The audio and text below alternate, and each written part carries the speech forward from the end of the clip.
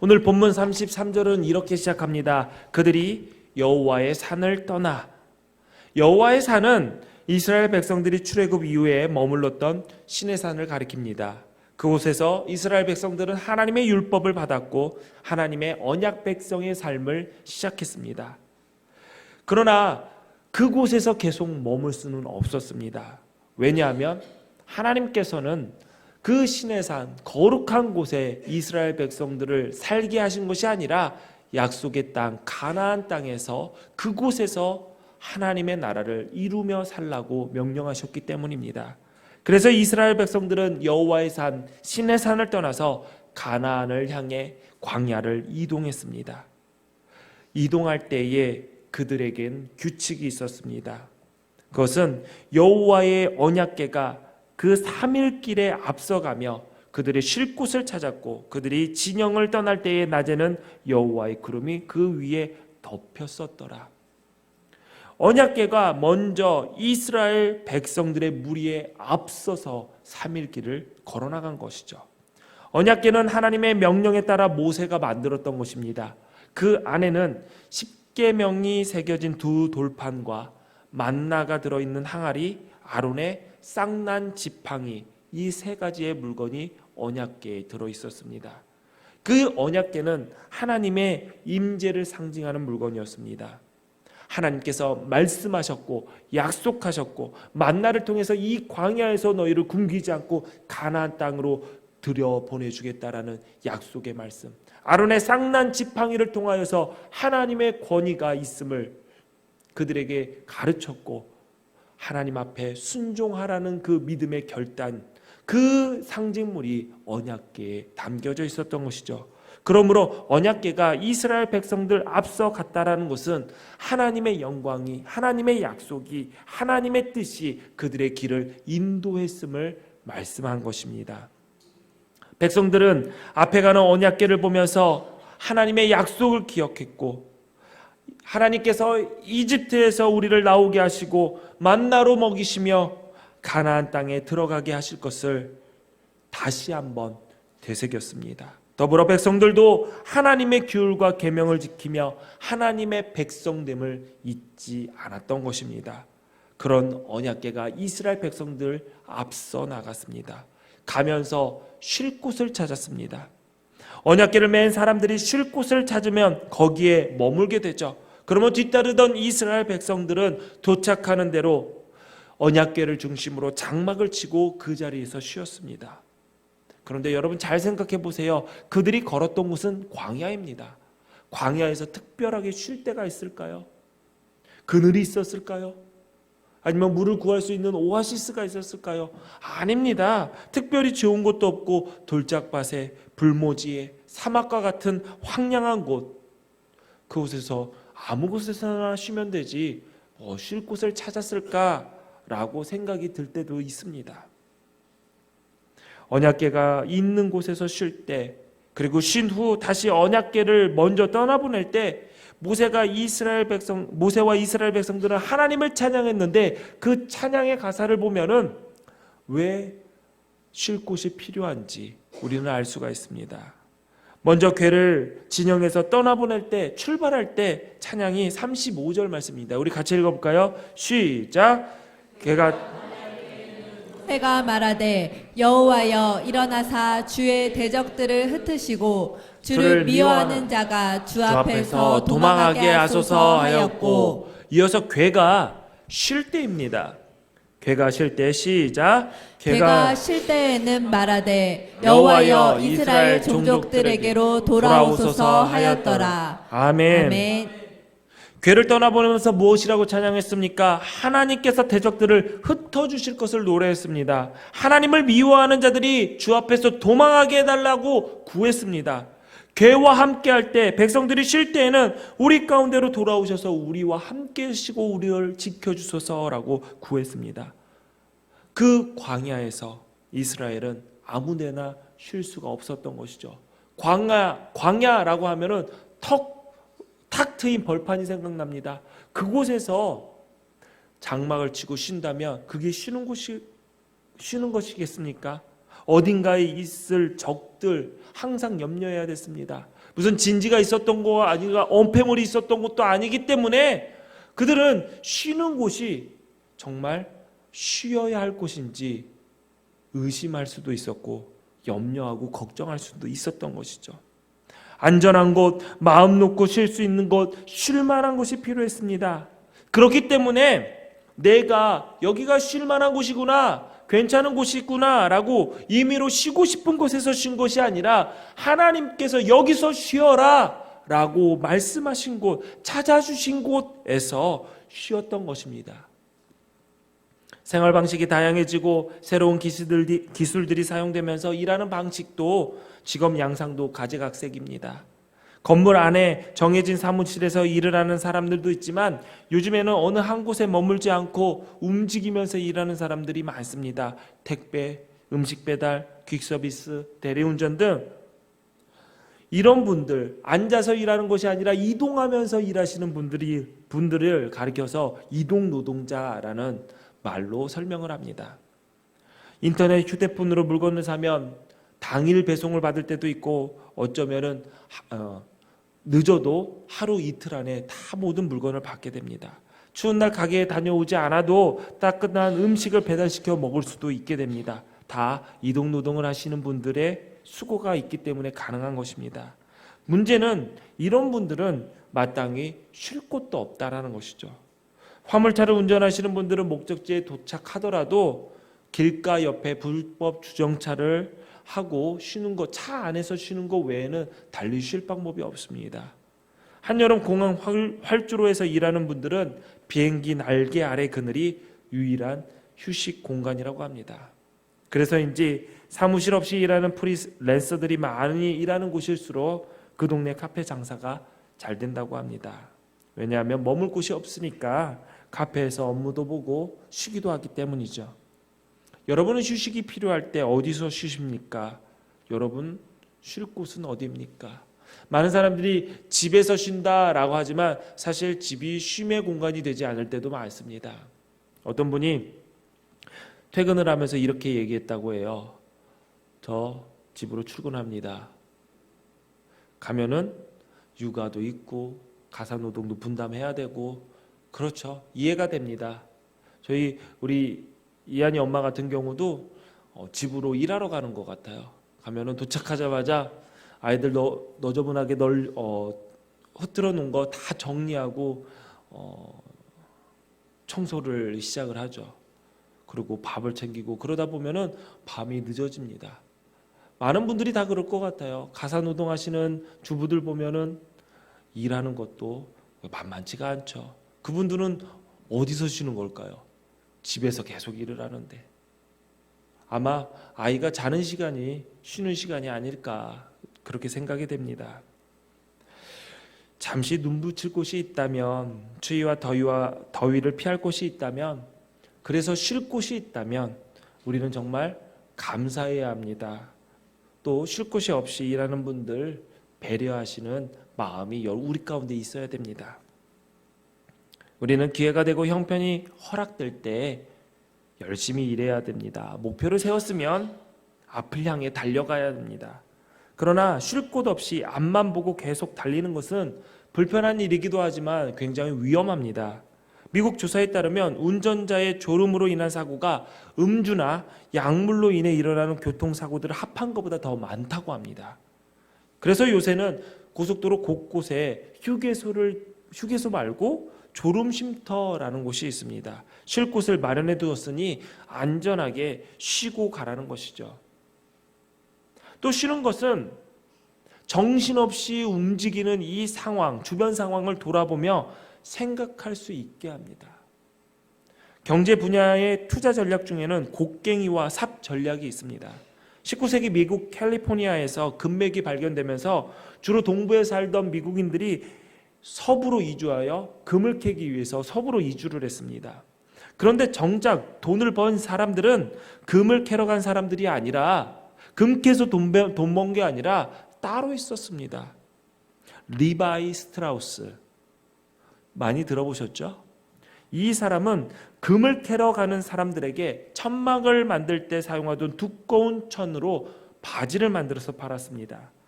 일할 때 잘 찢어지지 않는 그 바지는 엄청나게 많이 팔렸는데 그것이 청바지 회사 리바이스의 시초가 되었습니다. 또 몇 주 전에 얘기했던 릴랜드 스탠포드, 금을 캐러 가는 사람들에게 삽과 곡괭이 등 채굴 장비를 팔아서 큰 돈을 벌었습니다. 그리고 그 돈으로 스탠퍼드 대학을 설립하게 되었죠. 사람들은 앞만 보고 갈 수가 없습니다. 많은 사람들이 앞을 보고 가면 나도 뛰어야 되는데 그 흐름에 휩쓸려서 무작정 앞을 가다 보면 왜 앞을 가는지, 무엇 때문에 앞을 가는지 잊어버릴 때가 있습니다.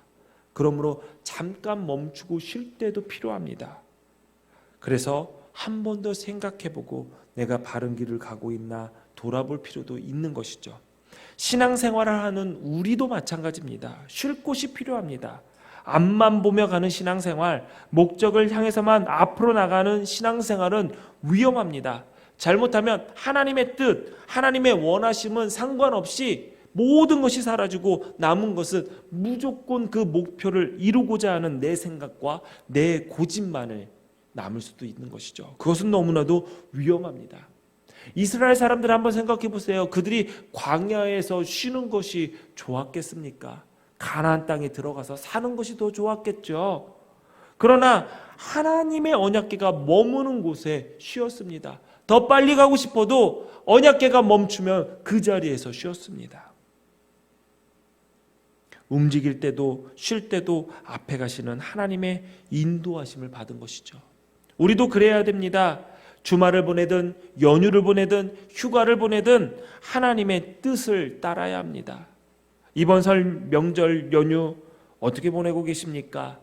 앞에 계시는 하나님, 그분 앞에 부끄러움 없이 보내고 계십니까? 쉰다, 단순히 하던 일을 멈추고 널브러져 있는 것이 아닙니다. 반대로 내가 하고 싶은 일을 막 하면서 쉰다라고 말하는 것도 아닙니다. 쉼의 목적은 분명합니다. 회복이 되는 것이죠. 그러므로 내가 바쁘게 일하고 체력을 많이 탕진했는데 나가서 운동을 한다던가 등산을 한다던가 그런 것은 사실 지혜롭지 못한 것입니다. 쉼은 회복의 시간이 되어야 되고 새롭게 일할 수 있는 힘을 충전하는 시간이 되어야 합니다. 아무리 좋은 휴대전화도 몇 날 며칠 계속 사용할 수는 없습니다. 수시로 충전해야 됩니다. 전원과 연결되어야 충전이 됩니다. 쉼이 필요하다면서 하던 일을 다 멈추는 분이 있습니다. 나쁘지는 않습니다. 좋습니다. 일을 쉬어야 할 때도 있습니다. 그러나 쉼을 핑계로 여기저기 발을 끊습니다. 교회도 예배도 끊어버립니다. 신앙생활마저 휴식하고 하나님의 관계까지 끊어버립니다. 그것이 쉬는 것일까요? 그래야 쉬어지나요? 어리석은 일입니다. 전화 배터리를 아낀다면서 전화를 꺼두는 것과 다를 바가 없습니다. 여러분, 휴대전화를 6개월, 1년 동안 쓰지 않고 꺼놓으면 그 휴대전화 어떻게 됩니까? 자동으로 사용하지 않았어도 방전이 됩니다. 켜지지도 않죠. 문제는 더 있습니다. 모든 관계가 다 끊어지죠. 그 전화로 전화하지 않습니다. 사람들이. 신앙생활도 마찬가지입니다. 쉰다고 영적으로 회복되는 것이 아닙니다. 예배를 쉬고 기도를 쉬고 말씀 읽고 묵상하는 것을 쉰다면 충전되기는커녕 어느 순간 완전히 방전되어 우리의 믿음을 잃어버리고 맙니다. 전원이 제대로 연결되어야 충전이 가능하듯이 쉬면서 새 힘을 얻으려면 나에게 충전해 줄 수 있는 분과 연결되어야 합니다. 쉼과 신앙, 쉼과 하나님은 동떨어진 것이 아닙니다. 그러므로 우리의 쉼은 하나님께 기도하고 말씀을 읽고 예배하는 자리에서 온전해짐을 믿어야 합니다. 하나님 안에서 쉬어야 회복되고 하나님 앞에서 쉬어야 충전됩니다. 예수님께서 말씀하셨습니다. 내 안에 거하라. 나도 너희 안에 거하리라. 가지가 포도나무에 붙어 있지 아니하면 스스로 열매를 맺을 수 없음 같이 너희도 내 안에 있지 아니하면 그러하리라. 여러분 피곤하십니까? 지치셨습니까? 더 이상 열매를 맺을 수 없다고 생각되어집니까? 맞습니다. 우리는 우리 스스로 열매를 맺을 수 없습니다. 그 힘을 회복할 수가 없습니다. 포도나무 가지인 우리가 열매 맺기 위해서는 포도나무이신 예수님께 붙어 있어야 합니다. 그래서 나무가 가지에게 주는 영양분을 받아 먹고 가지가 두꺼워지고 잎이 무성하고 풍성한 열매를 맺어야 하는 것입니다. 이스라엘 백성들이 시내산을 떠나 3일 길을 걷는 동안 언약궤는 3일 내내 이스라엘 앞에 있었습니다. 구름 기둥이 떠올라 이스라엘 사람들이 떠날 차비를 할 때 가장 먼저 출발해야 하는 사람들은 언약궤를 맨 사람들입니다. 사실 누군가를 보호한다는 것은 앞에서만 가능한 것이 아닙니다. 부모는 아이의 손을 잡고 옆에서 함께 지키며 걸을 수 있고요. 전쟁터에서는 앞장서서 돌진하는 군사들도 있기는 하지만 뒤에서 엄호하며 지켜주는 병사들도 있습니다. 옆에서 혹은 뒤에서 지켜줄 수 있지만 하나님은 이스라엘 앞에서 가셨습니다. 앞에 가시고 따라오게 하셨죠. 이스라엘 백성들이 염려했던 대로 대적들이 나타난다면 가장 먼저 보고 공격당할 것이 바로 언약궤입니다. 그러나 하나님은 자기 백성들을 위해 그 위험을 감수하신 것이죠. 이스라엘을 쉴 곳으로 인도하기 위해 앞에서 인도하기를 멈추지 않으셨습니다. 명절을 보내면서 마음이 불편한 분들 계실 것입니다. 가족들을 만나서 이런저런 얘기를 했는데 사실 끊임없는 걱정거리가 더 늘어나서 돌아온 경우도 있을 것입니다. 앞으로는 어떻게 살아가나? 건강을 어떻게 하면 지킬 수 있을까? 우리의 자녀들은 어떠한 삶을 살아갈까? 이런저런 걱정거리는 끊어지지가 않습니다. 여러분, 명절 남걱정 메뉴판이라고 들어보셨습니까? 젊은이들이 명절 때 어른들로부터 듣기 꺼리는 질문들을 차라리 메뉴판에 유료로 판매할 테니 돈 내고 물어보고 걱정해달라고 나온 메뉴가 명절 남걱정 메뉴판입니다. 이 메뉴판의 내용을 보면 이런 겁니다. 너 어느 대학 갈 거니? 5만 원. 살 좀 빼야 하지 않을까? 10만 원. 너 직장은 어디 구했니? 15만 원. 너 나이가 몇인데 슬슬 결혼해야지. 30만 원. 너 애는 왜 안 갔니? 50만 원. 여러분 얼마 쓰시고 오셨습니까? 여러분 남 걱정도 해야 되지만 내 걱정도 안 할 수 없는 것이 요즘 세상입니다. 어차피 걱정거리 끊임없이 생기는 게 인생이라면 그 걱정거리 앞에 가시는 하나님께 맡겨야 하지 않겠습니까? 성경은 이렇게 가르칩니다. 너희 염려를 다 주께 맡기라. 이는 그가 너희를 돌보심이라.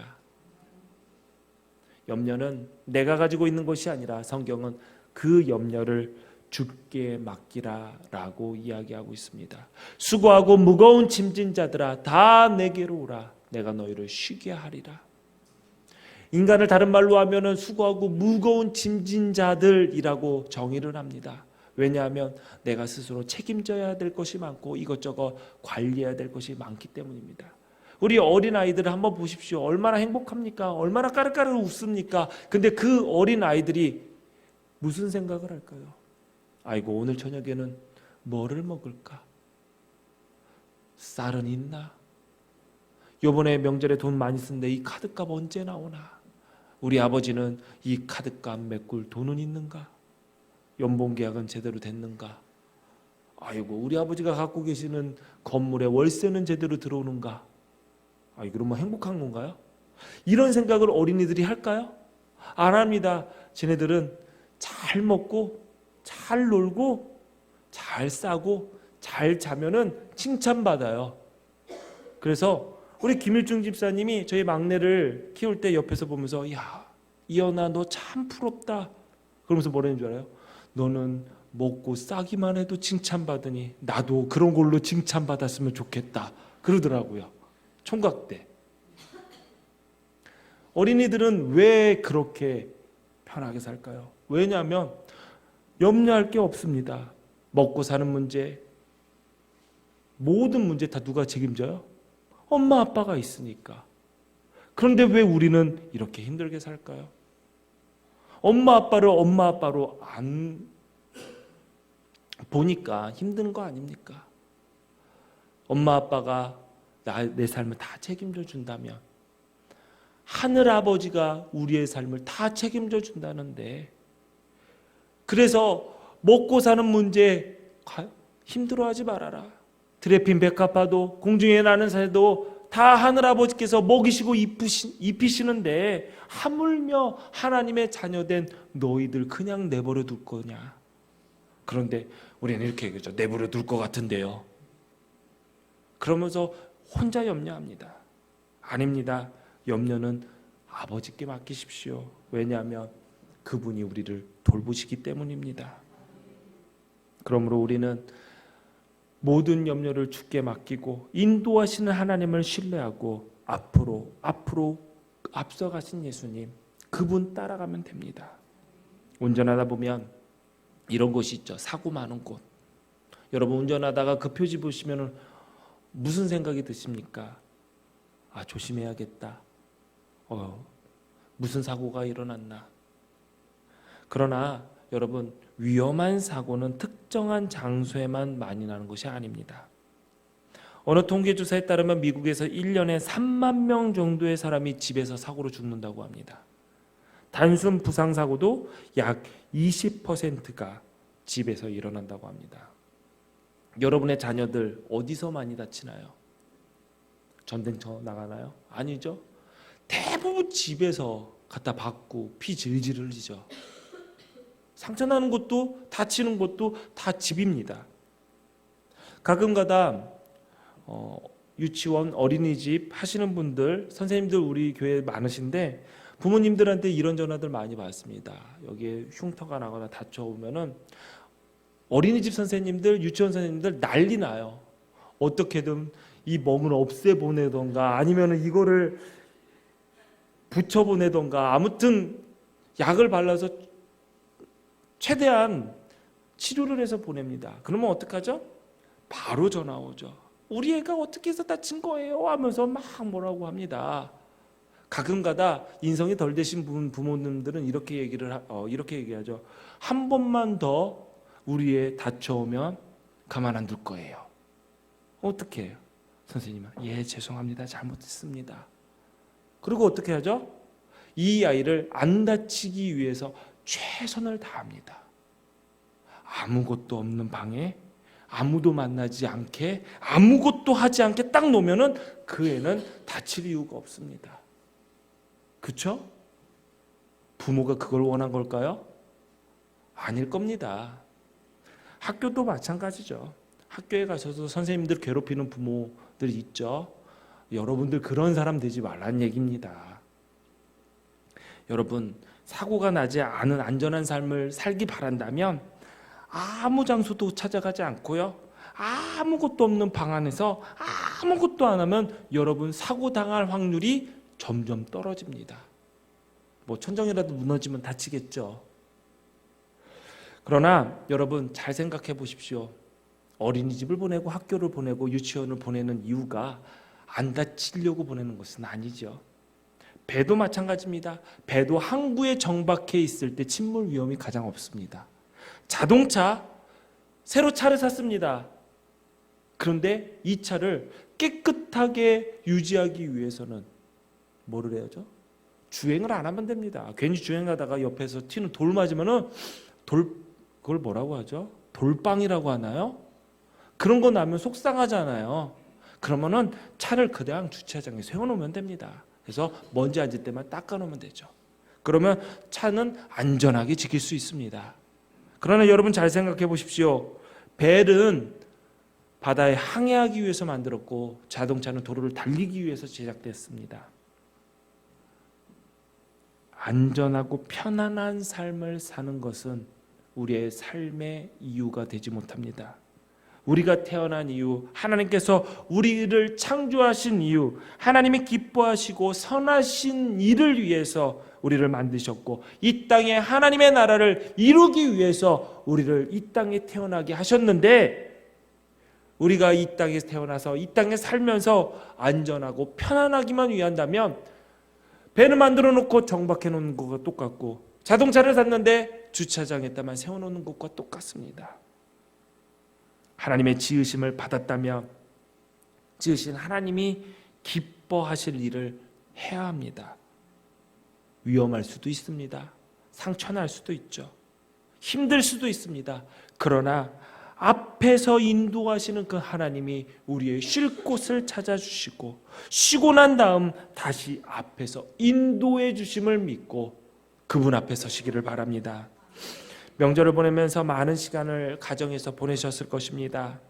반면에 이 명절에도 일터를 지켜야 하는 분들도 계셨을 것입니다. 내일 대체휴일이라서 보니까 많은 분들이 대체휴일에 안 쉬고 출근하는 분들이 꽤 있는 걸로 알고 있습니다. 어디에 있든지 무엇을 하든지 하나님이 주시는 쉼을 누려야 합니다. 하나님 안에서 쉬어야 합니다.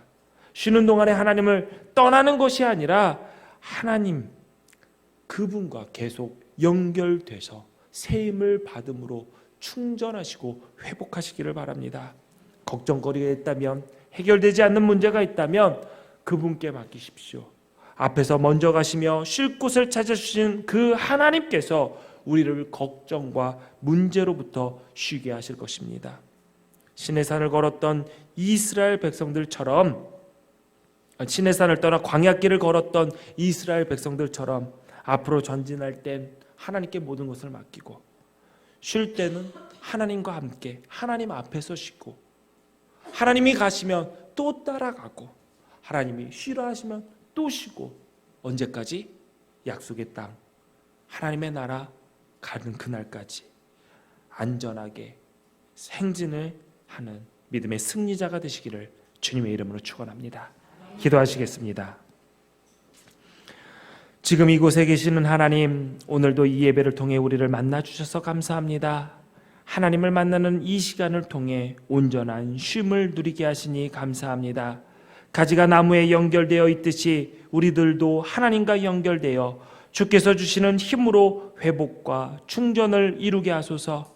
우리가 사나 죽으나 주님의 것임을 기억하게 하시고, 표대를 향해 전진하나 잠깐 그 자리에서 쉼을 갖는 시간이나 하나님 앞에, 하나님의 명령 앞에, 약속 앞에 서게 하옵소서. 구별되이 하나님께 예물 드립니다. 예물 드린 손길 주님께서 기억하시고 갚으심의 놀라운 은혜를 허락하여 주옵소서.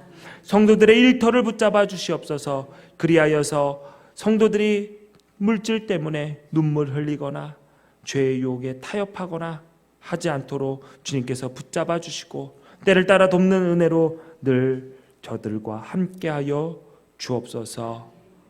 이 예물을 사용하는 기둥교회 공동체에도 하나님께서 함께하여 주셔서 인간의 욕심과 생각이 아니라 오직 하나님의 뜻을 이루는 도구로 지혜롭게 사용하게 하여 주옵소서. 예수님의 이름으로 기도하옵나이다. 아멘.